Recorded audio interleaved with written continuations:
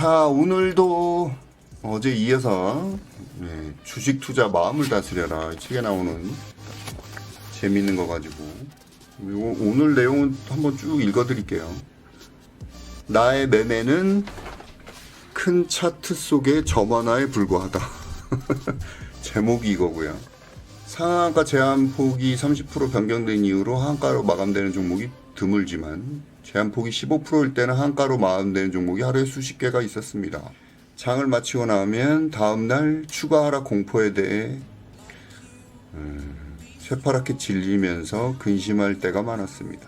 그런데 다음날 장이 열리면 전일 하한가의 공포와는 상관없이 상승을 하여 쉽게 빠져나가는 경우가 많았는데 언제 그랬냐는 듯 두려움과 공포는 있곤 했습니다.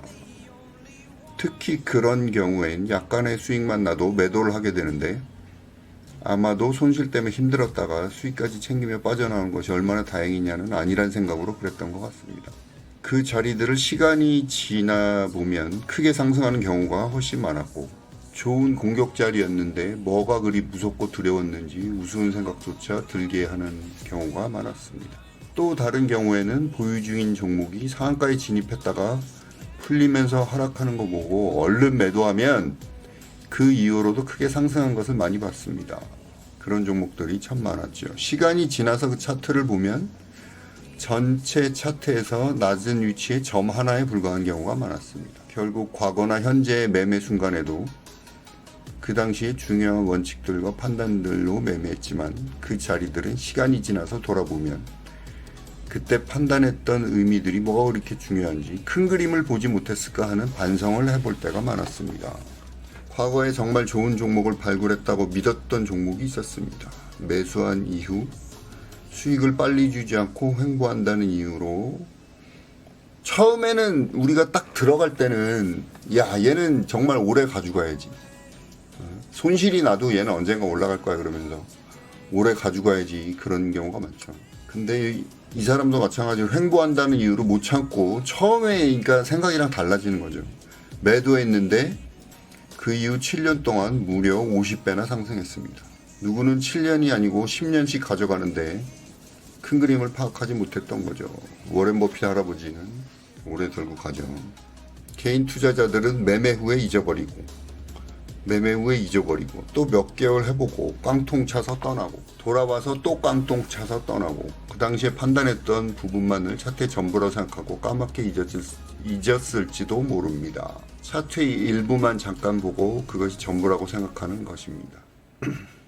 그러나 저는 그 차트를 보면서 내가 무엇을 놓쳤는지 7년이 지난 지금까지도 생각하고 공부하고 있습니다. 물론 큰 그림의 수익을 다 챙기기도 어려울 것이고 그런 수익률만 쳐다보다간 수익 줄 때 챙기지 못하고 손실을 입는 경우도 많았을 것입니다. 길게 투자해서 그 수익률을 온전히 다 먹자는 의미보다는 우리가 지금 판단하고 결정짓는 요소들은 그 차트에서 정말 작은 부분에 해당될 수도 있다는 것입니다. 그렇기 때문에 지금 우리가 내리는 결정에 작용한 판단 기준이 맞다 틀리다를 놓고 집착하는 것은 무의미합니다. 전체를 보는 노력을 해야 합니다. 또한 어떤 판단 이후에도 놓친 부분이 있는지 없는지 끊임없이 되돌아보고 공부해야 한다는 것입니다. 여러분이 보이는 것을 통해 판단하는 근거와 자리들은 시간이 지났을 때 큰 차트 속의 점 하나에 불과할 수 있고 그 작은 점은 그냥 나타난 현상이 아니라 긴 과정들을 거치고 나타난 결정체라는 인식이 필요합니다. 그 작은 점은 더 큰 차트로 이어지는 시작이 될 수도 있다는 마음으로 살펴볼 때 더 나은 판단과 결정을 할 수 있는 것입니다. 나무만 보는 것이 아닌 큰 숲을 볼 때 해안을 가진다고 할 수 있습니다. 이러고 나서 또 사자성어가 있어요. 사자성어가 아니라 명언. 아직 보지 못한 반쪽은 이미 본 반쪽과 같다. 미견지반, 여의견지반. 중국 한자예요, 한자. 미견지반, 여의견지반. 옛날에 어떤 사람이 꿈속에서 엄청난 미인을 만났대요. 너무나 아름다웠는데 근데 이 여인의 얼굴을 반쪽밖에 못 봤대. 반쪽밖에. 꿈을 깨고 나서 이 남자가 상사병에 걸렸대요. 꿈을 깨고 나서 상사병에 걸렸대. 그때 어떤 혜인이 찾아와가지고 못 본 반쪽이 궁금한가? 그런데 왜 생각하지 못하는가? 아직 보지 못한 얼굴 반쪽은 이미 본 얼굴 반쪽과 똑같이 닮아 있다는 것을. 당신은 이미 얼굴 전체를 본 것이나 다름없다네. 아직 보지 못한 미인의 반쪽처럼 앞으로의 내 주식 인생이 어떨지 궁금한가? 그러면 그동안 자신이 어떻게 주식을 했는지 돌아보라. 오늘처럼 하루하루 살면 앞으로의 주식 인생도 그 삶과 크게 다르지 않을 것이다. 이미 지난 것은 바꿀 수 없다.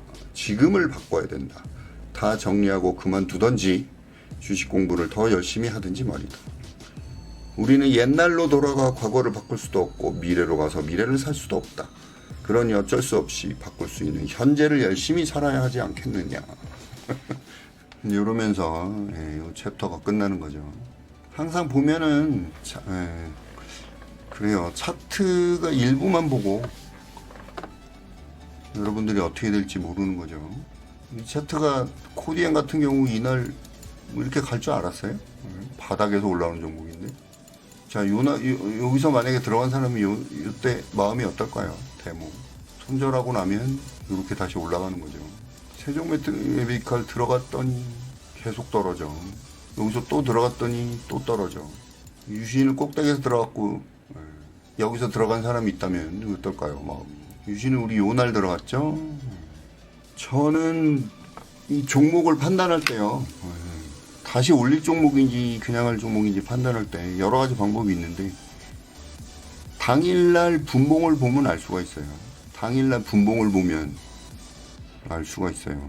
이게 올라갔다 떨어지는 종목들도 이게 작전상 후퇴인지 아니면 일부러 떨어뜨리는 건지 더 올릴 종목인지 아니면 이제 끝낼 종목인지 여러분도 분봉을 한번 보세요. 분봉을. 오늘 팁으로 제가 알려드릴 수 있는 거는 분봉을 관찰하는 습관을 들이면 종목의 미래를 알 수가 있어요. 일봉만 보고 판단하면 몰라요. 분봉을 보고 판단하는 습관을 들이고 분봉에서 특히 거래량과 여러 가지를 판단을 하세요. 떨어지는 종목도 마찬가지예요. 어떻게 움직이는지 세력들이 돈을 어디다 넣는지 그런 거를 열심히 관찰하시다 보면은 다시 올라갈 종목들을 잡을 수가 있어요. 자, 이번 주는 계속 이어서 투자 심리에 대해서 할 거고요. 오늘 강의도 도움이 되셨다면 별풍선 플러스 알파 부탁드리고요. 궁금한 종목 있으면 물어보세요. 네, 배짱이님, 이익실현님 감사합니다.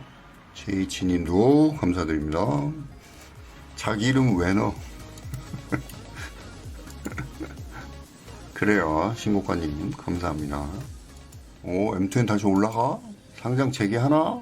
몇십만 투자자들 굳이 하는 거야? 좀 잘 됐으면 좋겠어요. 우리나라 제약바이오 업체들. 상장 재개 소식 나오면 M2N이 미친 듯이 올라가겠지. 상한가 가겠지. M2N이 관련주였어.